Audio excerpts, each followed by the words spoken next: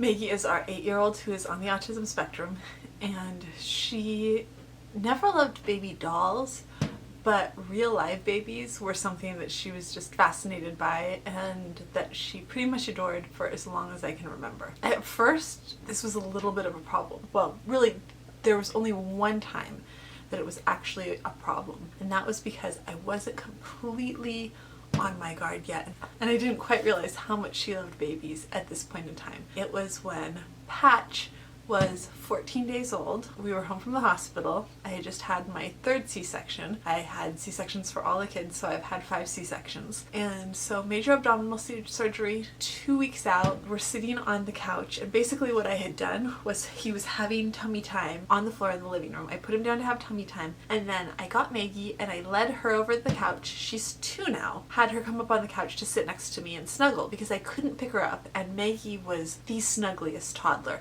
Her favorite thing to do was to sit on the couch with me for hours and hold my hand, and she loved to like rub my hands. That was one of her favorite stims, was sitting there and rubbing my hand. She was just very, very cuddly and affectionate. And watching Dora the Explorer while all this was going on was usually, that was kind of one of her favorite things for us to do together. So I was just thinking that, you know, I've been holding this baby all the time. This is a chance for him to be on the floor right now, because it was really the best place for tummy time for him was on the floor in the living room. She can come and sit with me and we can kind of do our little thing and it'll just be normal. So that was my plan. What I didn't count on was how fast she was and how slow I was because of the surgery. She came over and cuddled with me for about a minute, and then she jumped up, raced across the room to her baby brother, who she apparently had very desperately wanted to hold. And she picked him up like this.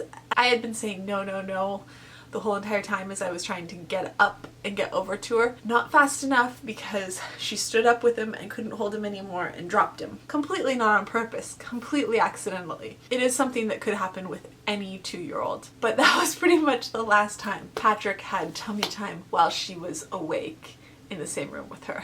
From then on out, it was an after bedtime thing, and he was either in his bassinet or usually during the day when she was awake, he was in a wrap on my chest if he wasn't in his bassinet pretty much all of the time as when he was tiny. And that was the beginning, really, of Maggie and her great love for babies, because she has adored all of our babies. It also taught me, though, that we kind of had to be careful. Obviously, you have to be careful with any kids in a newborn, so I mean that was a given. But that was our first introduction to babies, and she loved them. She has loved all the babies. She loved Patrick as a toddler.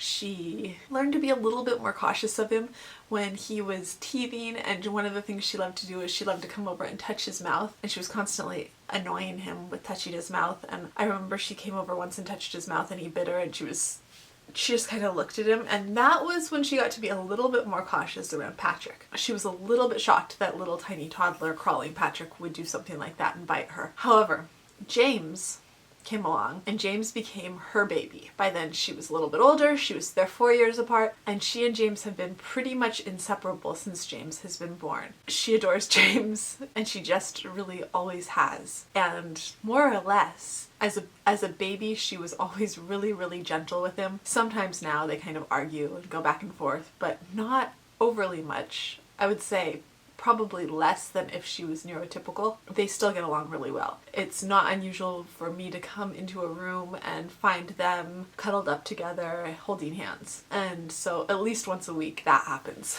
So James was the second baby that came along when Maggie was a little kid, and she is a huge fan of him. Then came Tessie. Tessie is extra special to Maggie. She was born when Maggie was 6. When Tessie was tested for autism, I wasn't really sure that Maggie even knew what autism was. Because with her verbal ability, it isn't something, we don't have a lot of really abstract conversations about these things. I know that she has heard me explaining autism to the other kids and what it means to be autistic to the other kids. And I know that she's gotten excited in the past when I was explaining what it meant to the other kids. That she seemed like to be really happy and smiley when we were having those conversations. But explaining those kind of things is so abstract that I really don't know what she knows, and I really didn't know what she knew. When Tessie got her diagnosis, I decided that I was going to tell Maggie And Maggie's face lit up and she started laughing and giggling. She was delighted, and she was already affectionate with Tessie, but she became more affectionate and loving with Tessie than she had been before. Tessie became her absolute favorite person in the house, without a doubt. Over me, over James, over Paul, over everyone. Tessie is her person. It's pretty special. Obviously, I still watch them together because Tessie's really little and Maggie's really strong, so I'm cautious all of the time because Maggie doesn't really know her own strength. However, one of the sweet things that happened this weekend, Tessie was kind of fussing and trying to find a place to get comfortable on the couch. And all of a sudden I saw Maggie coming across the room, and Tessie was laying on the couch uncovered. All of a sudden I saw Maggie coming across the room with all of these blankets. One by one she laid them on top of Tessie, and then she laid down next to Tessie and pulled the covers up over both of them so that they were both covered up, laying down next to each other in a little bed that Maggie had made. And they were holding hands, and Tessie was kind of looking around like, okay.